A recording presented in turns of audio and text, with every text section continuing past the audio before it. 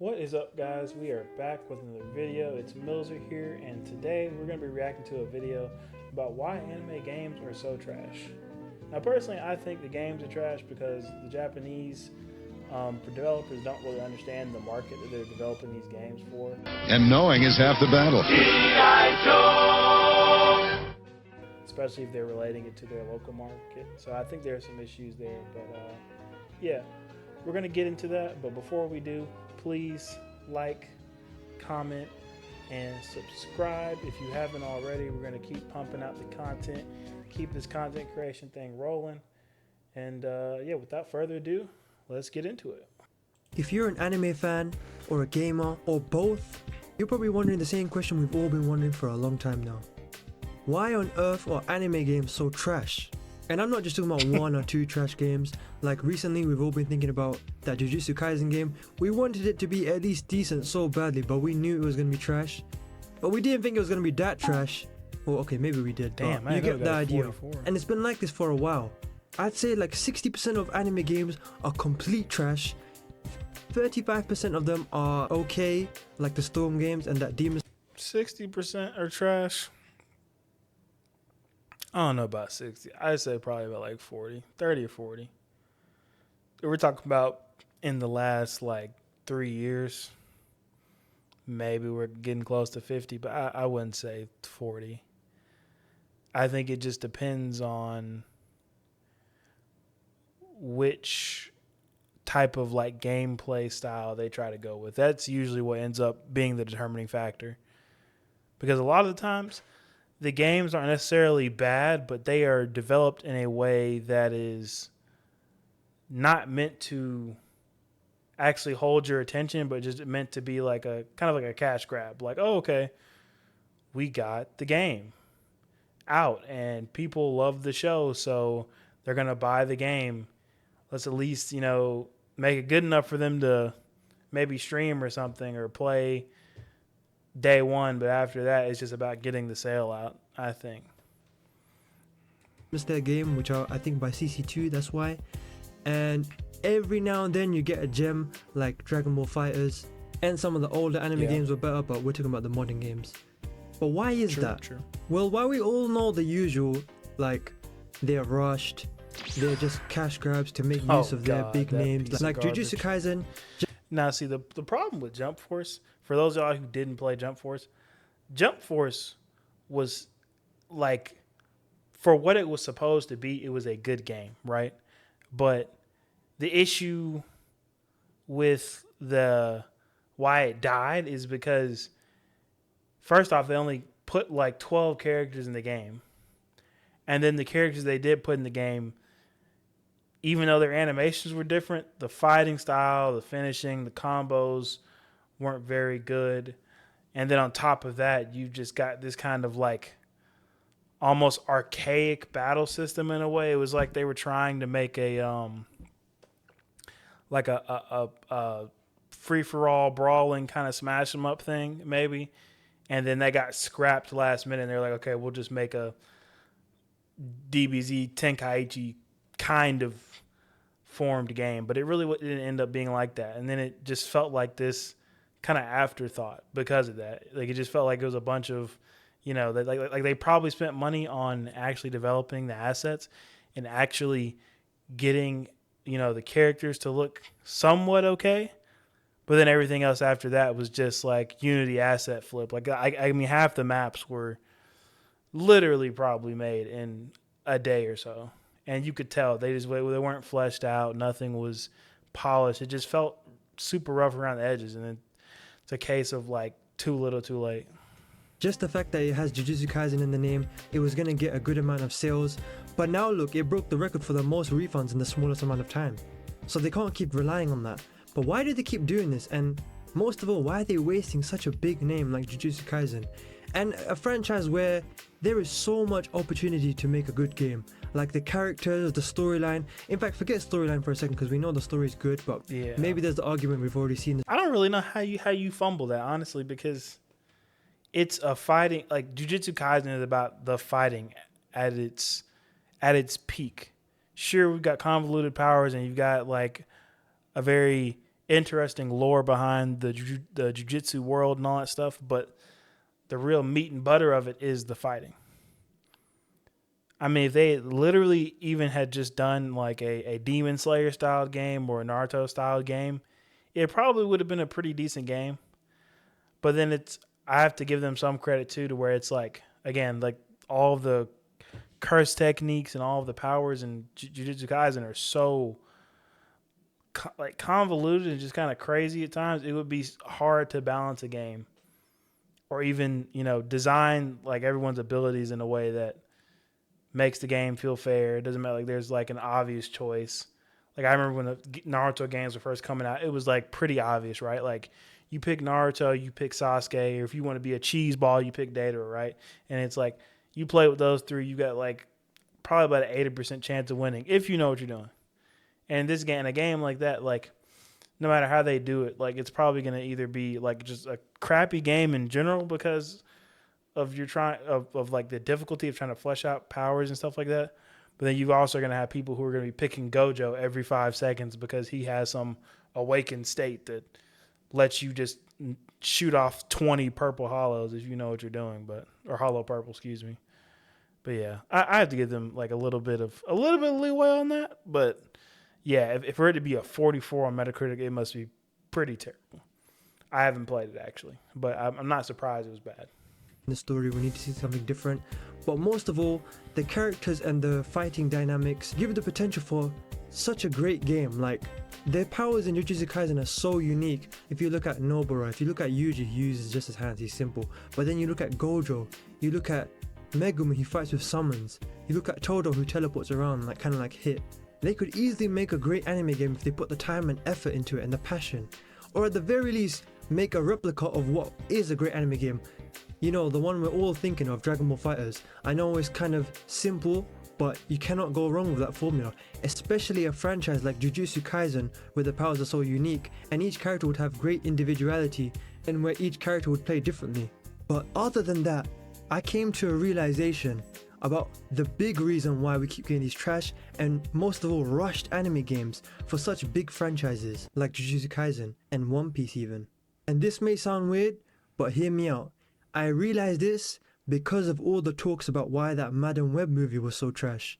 Hear me out. Welcome to the channel, I'm your boy Kaizen, we're here to discuss it. Leave a like, subscribe.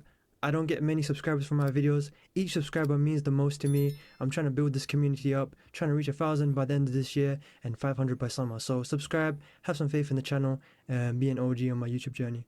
But with that said, let's get straight into the discussion. So you may be wondering, what the hell does Madam Web have to do with anime games, specifically Bandai Namco games? Okay. Well, due to Madam Web trending for all the wrong reasons, why it's so trash and whatnot, I was watching some videos on it, and one of them was very interesting. It explained how Sony's been making these trash movies apparently connected to Spider-Man, and such rushed movies and poorly written movies, because if they don't make a certain amount of movies within a certain amount of time, like let's say for example, they have, I don't know, this is just an example. Let's say they have 3 years to make a movie somewhat connected to the Spider-Man verse, the Sony verse, like Madam Web. If they don't meet that quota or criteria or whatever, they lose the rights to the IP and it gets taken away. And they obviously don't want to do that because that's the moneymaker, you know, Spider-Man. Everyone wanted Spider-Man. But they can't just keep making great Spider-Man movies every 2 to 3 years. In fact, let's be honest, their main success comes from the Tom Holland movies, which is with Disney. If you look at the movies they made without Disney, you know... Well, the only issue with that argument, and like it's smart, but the only issue with the argument is that, well, actually, no.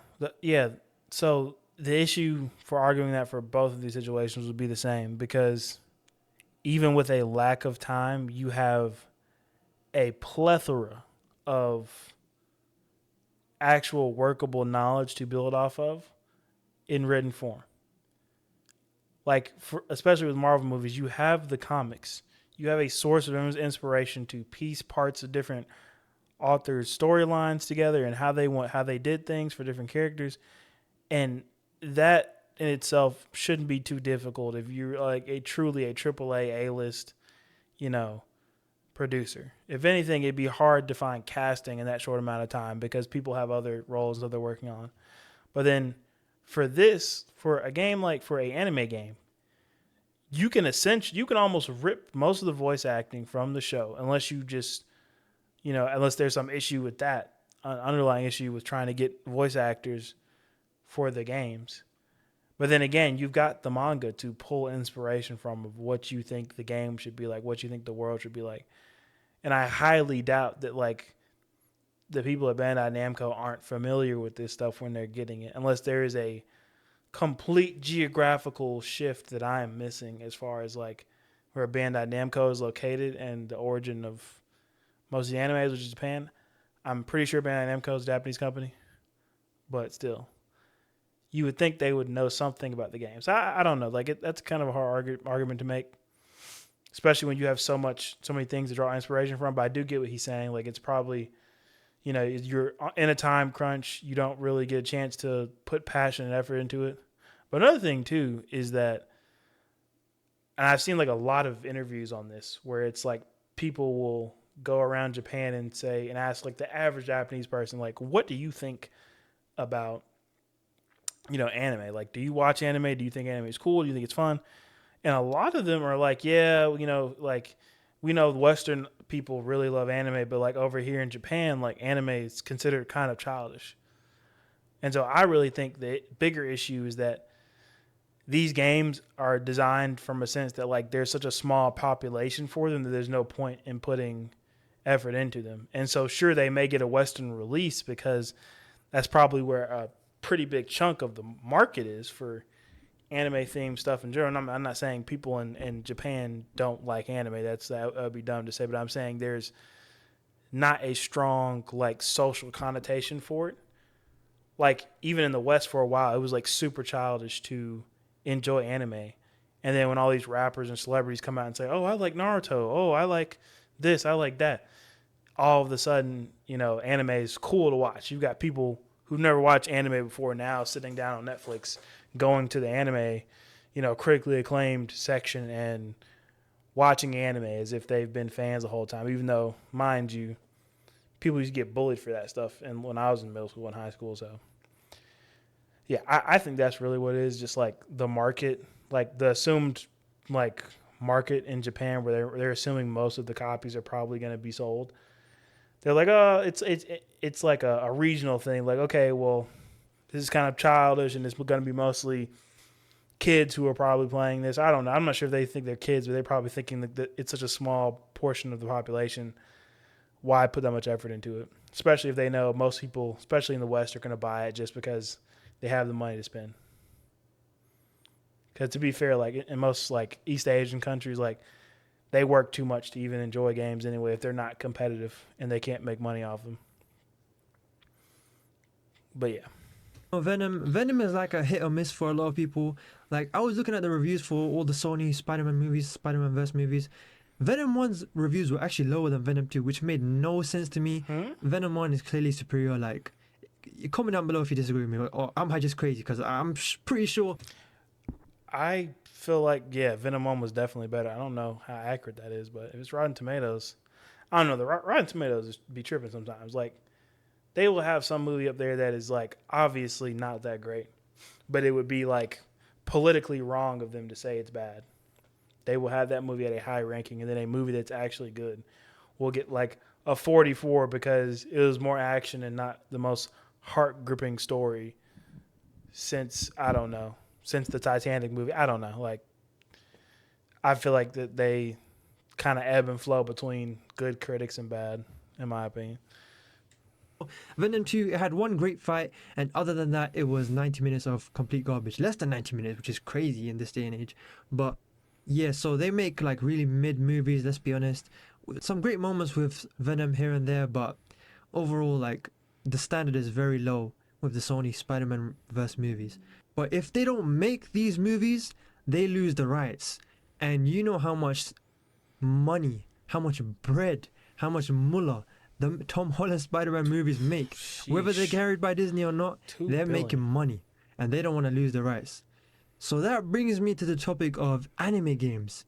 If Bandai doesn't make these games in a certain amount of time, could it be, and I'm not saying this is a fact, you guys can fact check if I'm wrong or right, I'm not trying to spread misinformation, of course, correct me. I think it's probably in the comments, accurate feel free to some degree. But Could it be that, let's say, for example, they got the rights to Demon Slayer, right?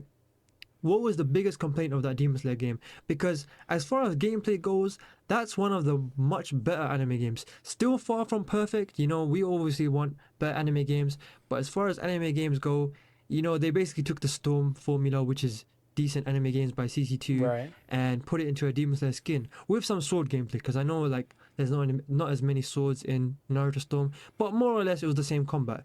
So it was a good game gameplay wise. But what was the biggest complaint? I'll tell you what it was in case you don't know. But any of you who've played it, lack of content, lack of game modes, not enough support, not enough long-term support. Yeah, that's correct. But also another thing too, I think that kills that game is that there's a lack of fluidity in the movement, not in the actual animations themselves, but it's like you get prepped up to from watching the show where sword technique and sword direction are everything, and you can't even choose the direction that your sword is getting slashed in. You essentially just get locked into whatever animation you're in, and it makes the sword fighting and the experience less organic, in my opinion. Like it just really takes away from the fact that you have all these different powers and move sets, and it just makes it feel like this really jank kind of like animation locking thing where it's just like you're trying to trick people into getting locked into an animation and not tricking their senses by slicing one way or slicing another way or moving your character at the last minute or all these like cool things that make the show cool. Like I feel like the Naruto formula works for Naruto because that's all they are kind of doing in the show is like spamming jutsus, like running up to each other, trying to get in every little hit that they can, and then dashing away, jumping away. Like that's the world that it's coming from. But it's like in Demon Slayer, these fights are intense. They're supposed to be close up, actiony, not like this kind of like substitution fest that they end up becoming, where you're just being thrown by your sub over and over and over again, just trying to get somebody to run out of substitutions or whatever they call it in that game. But yeah, it's got its problems. It's pretty to look at. It's a beautiful game, pretty to look at, but it just does not play like an organic sword fighting game. And I'm not saying I want it to be like For Honor or something crazy like that, but I do think they just missed the mark too much for it to be a game mostly about sword fighting. But they added some free characters to that and some DLC, and I think that was it. I think they added the Mugen Train DLC. Did they add season 2? I'm trying to remember. I think they added season 2, but I'm not sure if they added the story mode. They may have just added the characters. And that's it. And then we didn't get any more modes. Did they even add a tournament mode? I don't think they did. But they why did like is that? The first two well, seasons. It's kind of obvious they're going to make a sequel to that Demon Slayer game. But why bother with a sequel instead of just updating that game or, 2 words, cash and grab. making it a big game all at once? It's because they want to milk it. Not just for more money and future games and future sales, but because then they get to keep that IP for longer and longer. I mean, look at the Demon Slayer manga. It ended what, like 3 years ago, 4 years ago, and people are still buying it. Demon Slayer is going to be popular for years to come. Same for Jujutsu Kaisen. So when they make these games, it extends how long they get to keep these games. But instead of just making one great game, they're desperate to keep the IP, so they just keep making these trash rushed games in a certain amount of time. That's why I think Sparking Zero is so important, because they've put 5+ years into this. By the time it comes out, it'll be 6 or more years, which I think it will be 2025. But and again, like what I said earlier, like yeah, sure there may be like a issue with the IP and them having a short amount of time, but Dragon Ball Z is a global market as far as anime goes. And it's long standing too. So it would be really hard for an upper management or executive person to say, oh, let's not like put any effort into this because if we put it out and it's really bad, we're going to get like a lot of backlash, be a PR nightmare. It'll be madness if we mess this up. It's like and then also like the developers or the company itself, they have a lot of years long experience with making Dragon Ball Z games versus a lot of these games, like he said, they're just getting the IP and having to run with it. So like, there's probably some like senior There's probably some like senior development help going on there because Sparking Zero like looks really good for the most part. I want to like do gameplay of that on the channel honestly, but like I mean that game looks like Budokai Tenkaichi 3 on steroids, and that's probably has a mixture to do with experience making that game, the game having a really large IP, a really large footprint in the market. All those things factor into what gets written down for what as far as budgets constraints and goes. So like I feel like that's probably more of an issue. It's like you've got a game that you know is probably going to be, or IP that you know is going to be kind of hit or miss. You just throw a game out. You don't really know much about the market. But with Dragon Ball Z, you know who your market is. That's probably 95% of anime fans. Even if you don't have Dragon Ball Z in your top 10, you're probably going to play the game because you probably have played some. You probably grew up on some of the other fighting games. But then this just begs the question, what needs to be done to change this? Could it be if a game is successful enough, even if they space out how often they make games for that franchise, for example, Sparking Zero? I know Dragon Ball is going to get games regularly, obviously it's Dragon Ball. They're going to get successful games. But let's say Sparking Zero is super successful. Does that mean that they're under less pressure to make a game very quickly, or is it still the same? Because if a game like Jujutsu Kaisen was made well, could it be that it will get more sales and then they don't have to worry as much, about losing the rights to that franchise? Also, we all know this already, but just to point out, a key indicator as to how rushed most of these games are, like Jujutsu Kaisen, is the fact that a lot of them are blatant copy and paste games. Like, for example, if you've played the My Hero game, not Ultra Rumble, I'm talking about, what's it called? One's Justice, that's it. If you've played that game and then you look at Jujutsu Kaisen, you can clearly tell it is the exact same gameplay. Maybe they changed a thing or two here. And yeah, see, like they've already spent the money on the assets. They've already spent the money on the voice actors. They're probably not trying to not only pay 3D animators twice and voice actors twice. So they're getting them up out of there. And they're just copy, paste, same engine, different arena, slightly different camera angle. Got a new game. That's probably what it is. It sucks, but it's like, if you were in the same position, would you not do that? I think that's a larger misconception a lot of people have with like games in general. Like, if you don't have any background in like tech or background in like software development, it's really hard for you to comprehend. Like, oh well, why don't they just build something from scratch every single time? Why don't they just build this labor of love? Everything like that stuff is hard. I'm not saying it's an excuse that like a game should be bad. If you pay $70, $80, $100 for something, it should be a good product. Just flat period. That should be the case. But a lot of the time, that stuff is really hard. So trying to like build something from scratch over and over and over again, like you'll be burnt out just getting the foundations put up before you get the actual game put together. And then, like he said, if they're on a time crunch because they're going to lose the license to the IP, then work smarter, not harder, in my opinion. But again, that doesn't mean the game should be bad. It could very easily be that these people probably don't even have time to play games. They don't even know really what's fun. They just know what's worked, numbers wise. Because if you didn't know, Japanese work culture is kind of bad. Actually, most East Asian work culture is kind of bad. If you get some time, look up 996 work culture for East Asian countries, especially China. It's really bad. I may do a video on it. But yeah, let's get on with this. And they added like, what is it? Is it 3v3 or 2v2, whatever it is? Gameplay wise itself, it is the same combat. And on top of that, to make matters worse, it's not even good combat. And the worst thing of all, like you guys, if you've seen the gameplay for these games or played them, you know what I'm talking about.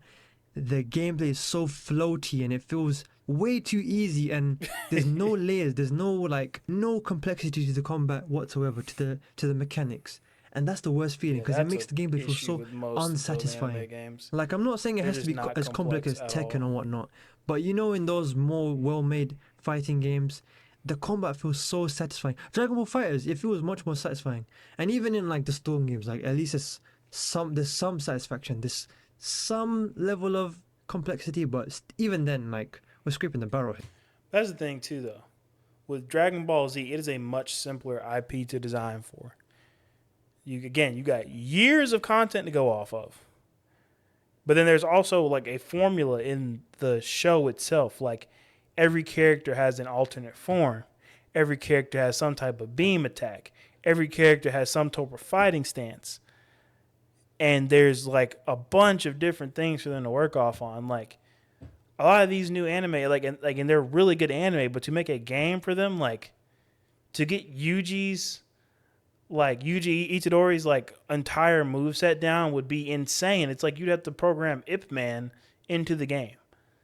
Then to get some of the curses in the game, like yeah, maybe like the main major players, but like some of the other little minor ones that play larger roles, like they've got all these weird movements and they do different things, and it's like yeah, for maybe some of the major characters it's really easy, but like for a game like this and a lot of those other games too, like there's just not a formulaic way to capture their powers.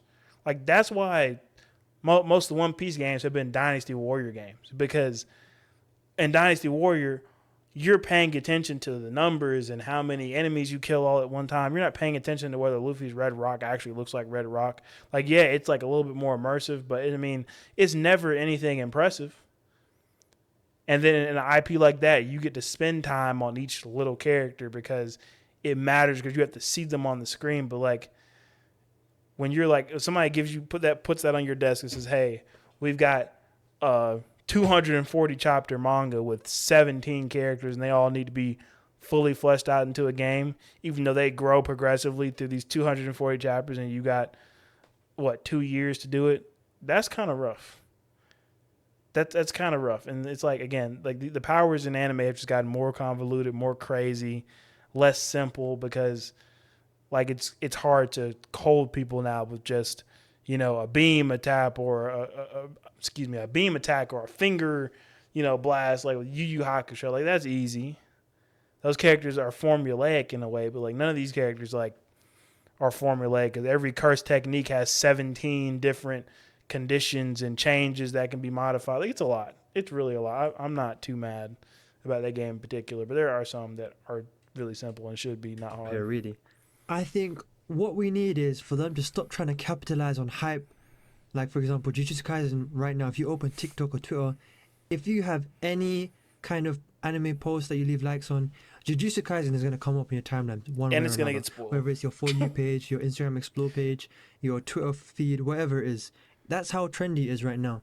Sorry, my mic muted there for a second. But as I was saying, good, bro. yeah, they've clearly tried to just capitalize on the hype of these shows, like Jujutsu Kaisen, for example. But what they've done is they've used the hype to get short-term but quick money instead of long-term constant like rise in sales. For example, look at a game like Baldur's Gate 3 or Helldive. They may not have had huge hype other than like a cult-like following. Their fans are hardcore, but look how popular the games are getting now, where even now, like for Baldur's Gate, it's been months and they're still getting sales and sales, to the point they had to make a physical copy for PlayStation. And Helldivers, every time I open social media, I see Helldivers. I promise you, I know I'm going to sound like a casual, I never heard of Helldivers before. Now, like this video is this 5 week. Months old. But It just shows that when a game is actually good, it will get sales, even if it's not from a huge franchise. And I feel like recent games in the past 2-ish months have really proved that, whereas AAA games have been suffering more than ever. Like, look at Ubisoft, they're fighting for their life right now. And honestly, they're just an example of how greedy developers are ruining gaming. I'm not going to go into a full rant about what happened to Ubisoft. Ubisoft is the issue mostly there is just these greedy CEOs that just do not care about the quality of the game anymore and like what people want. They just listen to like whatever social media says, and social media does not necessarily dictate the actual, opinions of an entire game or entire player base. Like, of course, on Twitter, there's going to be people who were saying, like, for example, in Call of Duty, we want movement back and we want movement, all this stuff.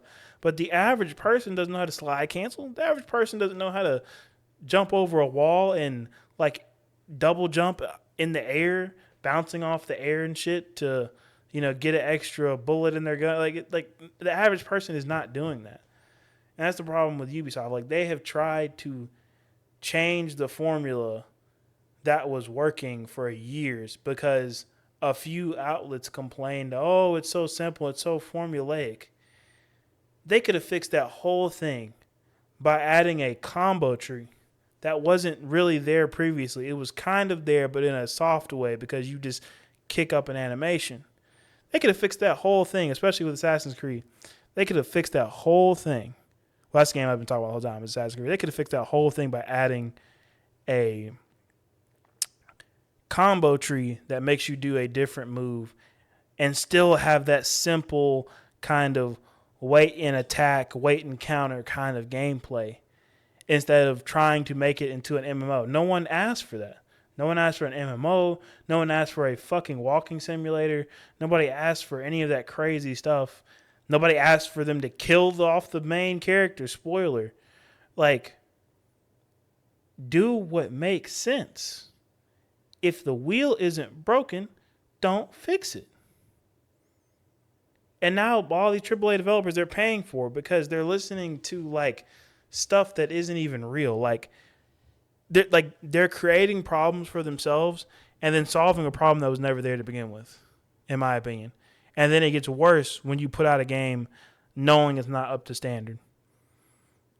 Like, sure, you've like upgraded the textures to 4K, 8K textures that are going to be condensed down and look beautiful, but is that core gameplay that got you the name that you have, the money that you have, still there? No, it's not there anymore. But yeah, I mean, like, I get what he's saying wholeheartedly. Like, there are definitely some indie studios now that are showing the whole world, especially with like Power World and games like that, Helldivers too, like that you can do a lot with a little. People just want to have fun.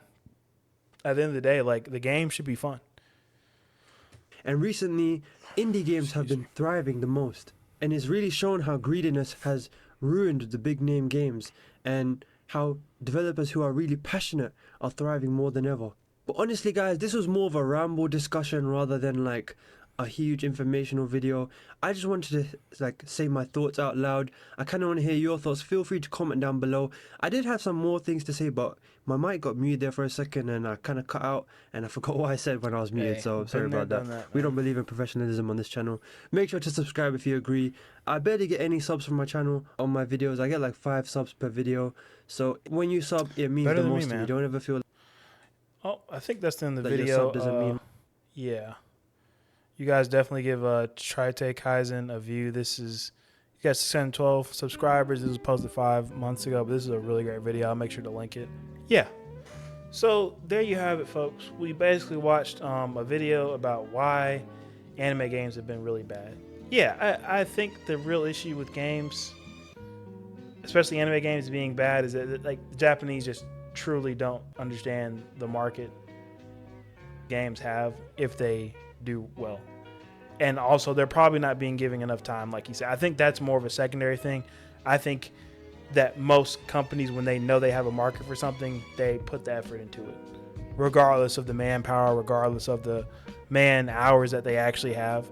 If they know the potential in their market, they will put money into it and do it right. Video's long enough, guys. I appreciate you if you made it this far. If you haven't made it very far in my other videos, please watch to the end. I'm trying to get some more impressions, trying to get more likes, more subscribes, more shares. Please share, like, please comment, let me know what I can do better, and subscribe if you haven't already. But yeah, that'll be it for me, guys. Thank you for watching. Mills out.